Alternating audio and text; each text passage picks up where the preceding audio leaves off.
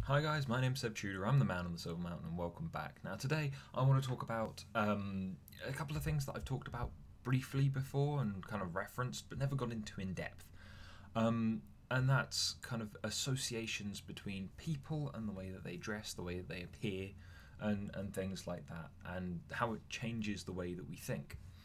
Now when I've been talking about the differences between guys and girls and how the middle ground or supposed middle ground is either a genetic anomaly, or for the most part is an imagined thing by people who have a political agenda or who lack understanding of the minutiae of it, and so as a result want to close the void so that it fits in with the rest of their narrative, the void between male and female, on a biological level as much as anything else. Um, and I've described kind of some of the people that have talked to me or that have interacted with me, where they're like, and it's usually women as well, that come out with this, where they say, oh well, if I wear clothes like this, then I feel more male, and that means that gender, that experiential thing, can't be a real thing, can it? Simply put, yes, it can, because your assumption is not accurate. You have never experienced being male. You have no experiential point of reference for that. All you have is base observation, and even that is going to be hugely tinged by the way that the situations that you've in kind of experienced it in, and stuff like that. So that's still not an accurate appraisal of your situation. And before now, when I've been talking about this, I've kind of discussed it and termed it as fetishism, whereby I mean not the kinky whips and chains side of fetishism, or being in the fetish community, as it were, but fetish in terms of the word meaning an object believed to have supernatural powers, or in particular a man-made object that has the power or powers over others. And so in this case, it would be them going, right, well, there's this object that I can attach to myself, and it makes me feel a different way. It has the power over me. Because also a lot of these people also don't have a good grasp on kind of what they have in terms of emotional resilience and control. It's always, even though offence is always taken, it's always someone else's fault that damage has been caused, or that they can't control themselves, or they get upset. And so I wanted to take a look at what this is actually called, and it's actually called Enclothed Cognition. And it's kind of a subset of embodied cognition, and this is where we don't purely kind of understand the world and realize the world through our brains. Yeah, that's where a lot of the churning of information happens, a lot of the understanding and the breaking down of stuff, but it's not entirely where we pick up the rest of the world from. There's an awful lot of our experience that is entirely kind of sensory, entirely removed from the brain to one extent or another, and built into the way that we appreciate through our bodies, and how then that informs our thought afterwards. And so then with enclothed cognition, that's very much the focus on how we dress affecting the way that we think.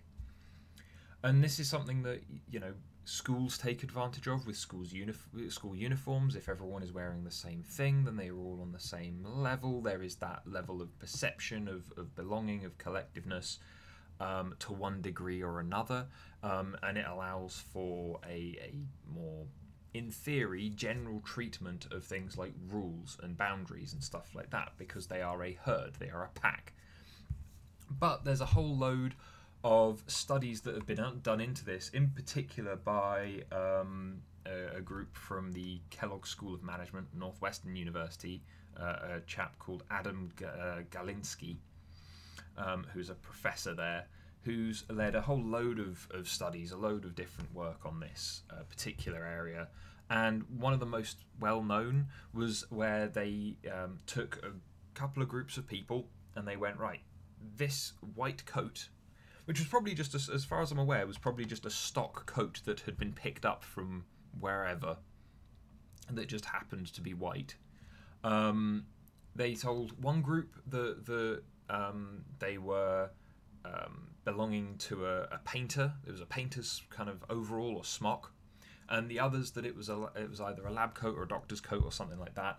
And then they gave them tests, and so the people who they gave them control tests as well beforehand to see what the differences were, obviously. But the way that they put them forward was the people who were wearing the physician's coat or doctor's coat, lab coat, whatever it is that you want to call it. They were more rigorous, they were more careful, they paid more close attention, they were quicker but more accurate to respond in certain areas. And so as a result, it was their perception matched with the constant reminder of the fact that they were wearing this thing that was kind of alien to them. Those two things put together, the perception of the role that they were taking on, as well as the constant reminder of that role always being there, it caused this shift. And this shift then allowed them to perform better.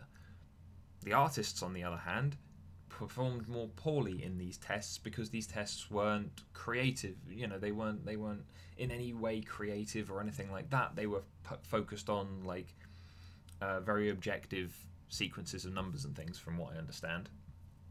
And so as a result, though, moving on, there were other things that have been studied. So, for instance, the experience of washing hands has been associated with moral purity and ethical judgments, apparently, according to some of Galinsky's work.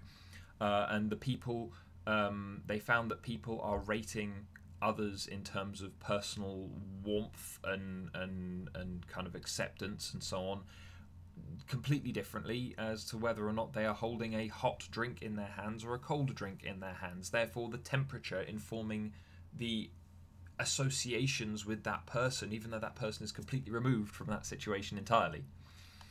And also the feeling of importance and confidence that comes with apparently carrying a heavy clipboard, which is a thing that kind of stands out as interesting to me, considering the I myself can go, when I was throwing on kind of work suits and things, then yes, that would be my armor against shitty customers.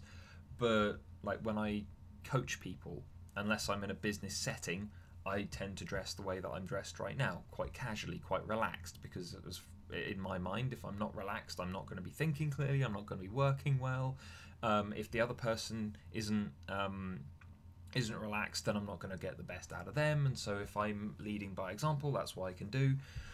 But again, those things are all things that I can take on board, and I can perceive kind of, those are relaxed kind of casual clothes, in which case there's going to be a constant reminder of the fact that I'm just comfortable in my clothes. And so it allows me to remain comfortable and relaxed in those situations. And so kind of the looking at this kind of thing really stands out when we're looking at people who are going, oh well, I'm not transitioning, I've not been diagnosed by a psychologist of any sort to say that I've got one thing or another thing in regards to male brain versus female brain versus various other dysfunctions that have, or differences that have come out of those kind of differences, but I am one of umpteen billion genders and all of that kind of thing. And it's like, no, I'm sorry, you're not, because all you're doing is having a constant reminder of a role that you think that you are occupying. It doesn't change your reality at all. And the thing is, this can be incredibly powerful, as said, with school uniforms and things, with uniforms in general, with power suits, with, as said, casual and relaxed clothing, with various other pieces of equipment and uniform and other things. You can potentially, by being aware of your perceptions of those things, your kind of associations with those things, you can actually look to improve your overall performance in an area by capitalizing on your own associations and the way that it goes. Obviously, the more awareness you have of the association, there's a good chance that you undo some of the good. But at the same time, it's, wearing the different, jumping into different shoes, jumping into different clothes. It doesn't change anything about you.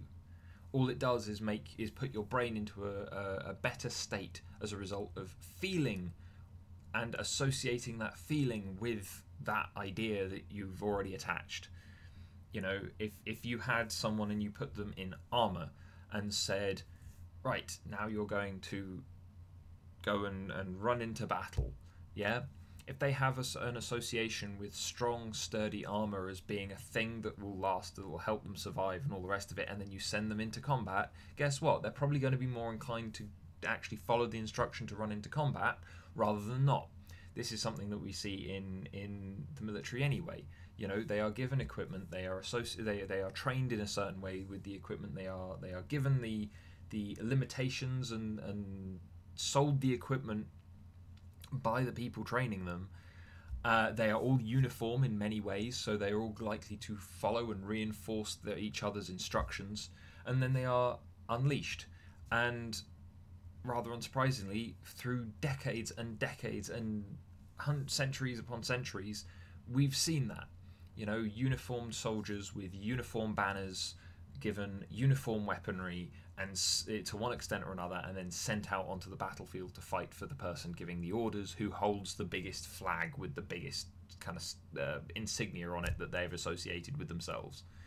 It's one of these things that rolls on and rolls on and rolls on, and this is where, when we're seeing these confrontations and things between people who are appreciating of reality and the people who are purely, potentially over-focusing on their embodied cognition or their enclothed cognition that doesn't change reality but just puts them in a different mindset,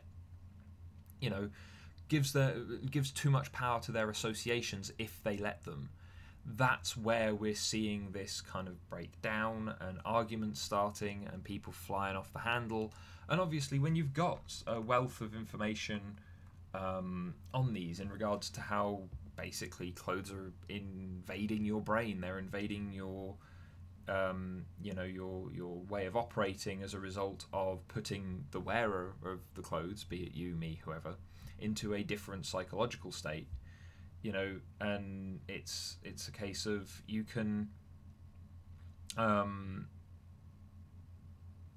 see how all of those things can be really wishy-washy,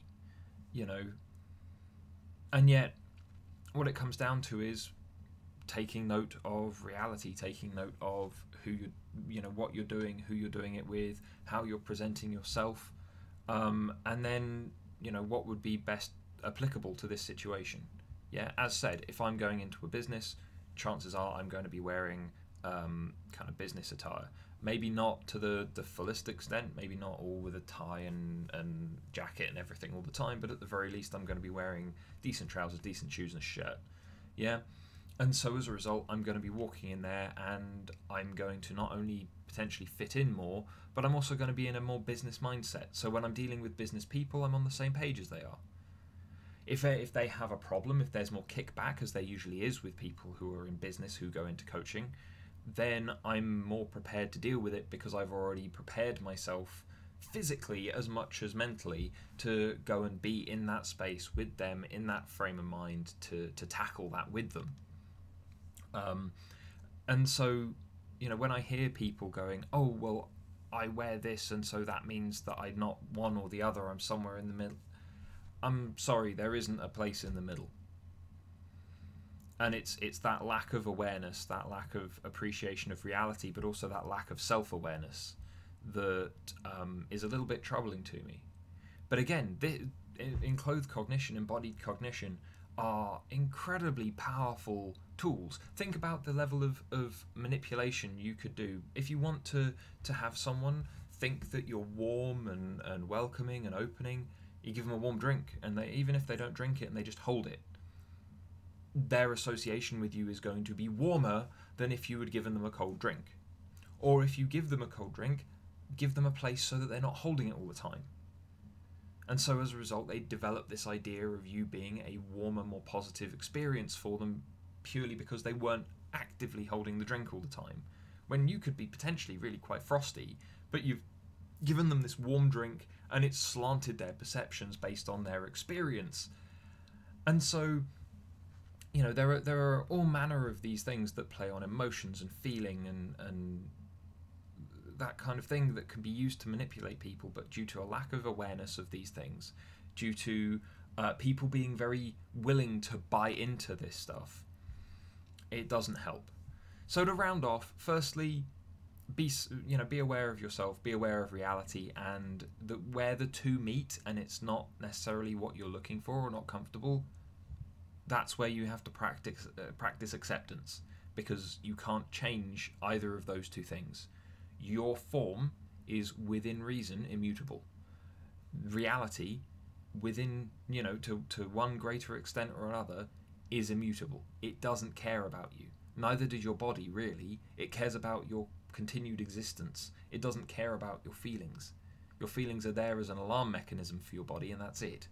Everything else that we read into them as beings that have developed brains that can do so, that's entirely up to us. That's entirely on us, and it's not up to us having that enhanced kind of perceptive ability and cognitive ability to take control of it and actually work around it instead of being controlled by it all the time. And then the other thing is, you've got these things that can be used as a bit of a double-edged sword. They can be enhancing, they can give you armor, they can give you weapons and tools at your disposal, they can enhance your natural abilities to whatever job that you need to apply them to. But they can also be used to manipulate you, they can be used to bring you down, and so this is again why the first point of being aware of you, being aware of reality, being aware of the situations that you're in is so important, regardless of whether you're really paying attention to this level of enclothed cognition and where your thoughts are coming from and how you're being affected by the world or not. It's still something to be part of your appreciation of the world. I'm not always thinking, oh, these clothes are going to make me feel this way, and so maybe I shouldn't wear them today. It's more a case of, for those special situations where I need to be a very specific way, in a very specific state of mind, that's where I then go and look for the right armor, the right uniform, the right suit to go and deal with it.